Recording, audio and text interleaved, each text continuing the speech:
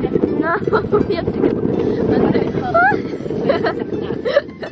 Alright, Mom, so explain what this is.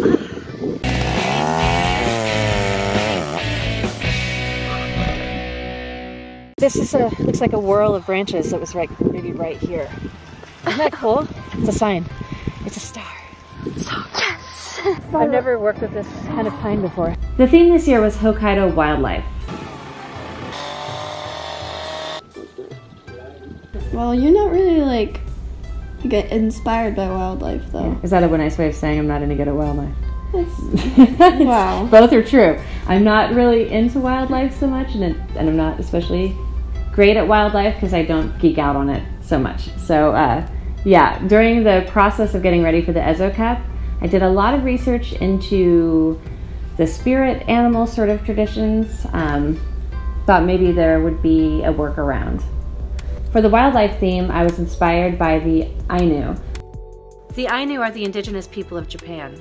They have their own gods, language, and culture.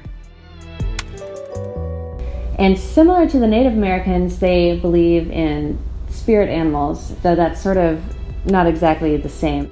There are multiple gods which take animal form, and these gods are called Kamuy. The most important Kamuy in the tradition is the bear. So I decided that that's what I wanted to focus on. And they have this very interesting ceremony, bear ceremony, called Iomante, which is sending the bear god back to heaven. They find a cub bear and they start raising it like a child, and for about 2 years, I think. And after a while, they have like a ceremony. Yeah, ceremony. It's like putting the god back into heaven. Yeah. Giving away my signature move when I'm on international carving trips is to give away hot sauces. Smart, obviously. Because of yeehaw. So, you cut your log in half? You know, I was going to like make slices and put them together. Dressing in layers. Same. Josh and I have the same shirt because we all had to go get the same hoodies to survive.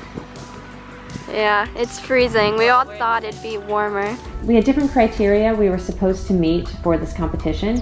One of them is that the carving needed to tell a story.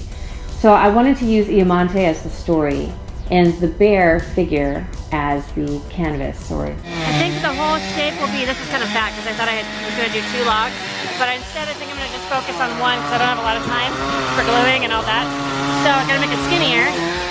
I did a lot of research. I watched multiple documentaries, read books, read online, and there was so much I wanted to show and tell, but I had 17 hours to do it, and decided to go with a large bear form as the canvas and tell the story around its body, almost like a tattoo. So maybe kind of like this, but inside the bear will be all of these little seams. Okay, I think what I'm going to do is Whoa, that's like a gasoline-ridden Christmas tree. First day, I blocked the bear out, realized that I wanted to add arms, because if I had the arms folded across the belly, it would have taken my primary canvas space away. So I added on more wood for the arms and put it in a pose, which is not natural for a bear, but I don't care, whatever. I'm not a wildlife carver. Yeah. Holding his hands out, because in a lot of the documentaries about Iomante, everyone was doing this, like, and I'm assuming that that meant, you know, back to heaven. But I just cut down that other log. I'm happy I had the other half of that log.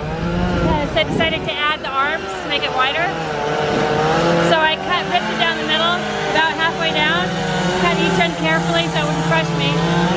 And now I'm trying to figure out if I should cut the arms at an angle, at the shoulder, or the body at an angle to make it kind of do this. So I spent way too many hours just messing around, making a cut, putting it back, sanding, putting it back, lifting up this piece of wood up and down, up and down. And so I was pretty tired at the end of the first day, and I hadn't made as much progress as I wanted to. Going through more research that evening to see what was going on, the bear doesn't really have that many, doesn't have shoulders so much, and everything kind of just falls down from the head, like this. And so I spent a lot of time the next day just sort of slimming and trimming and balancing, and then finally could get to adding the story. The primary story was told on the stomach of the actual ceremony. I found a great image of an Ainu woman feeding a bear with a bottle. And so I wanted to show that, except cradling like a baby, to show that tenderness and that appreciation that the Ainu show the bear. It's not this barbaric, violent ritual. I also wanted to put the skull because that is sort of the lasting artifact that remains after this festival, and that's on the back above the woman holding the baby bear. A lot of the designs on the bear were inspired by Ainu artwork, which is heavily symbolic. Also, girls have like these tattoo mustaches. Oh yeah, they're like lips. Yeah, they're like lips, or they kind of look like mustaches or something. They're really like, they're just like that. It's like, it's like neatly smearing lipstick on your face. Well, drawing like, and it's a smile, in the form of a smile. The women also, I don't know if you realize this, have tattoos on their forearms. The men don't have tattoos, the women do. There's one pattern I saw on everything that I really liked that was sort of bracket shaped, and I incorporated that on the arms, and the meaning of it is thorns, and it's supposed to repel evil. So I definitely wanted to use that. I put it very prominently on the arms of the bear.